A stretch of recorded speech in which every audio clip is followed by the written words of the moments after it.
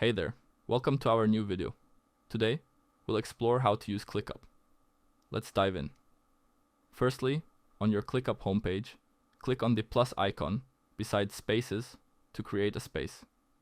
Give your space an icon and a name, then click on Continue. Choose your preferred workflow and click on Create Space. Now click on New List to create a list.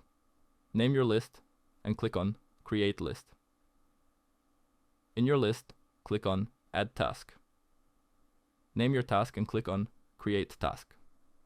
You can also use ClickUp's AI to create a description. Just provide some talking points, select tone of voice and creativity, then click on Generate. Click on Create Task to create your task with the description. You can also set a due date and priority level for your task. Click on the three dots and select Add To add your task to another list. You can change your task status by clicking on the icon.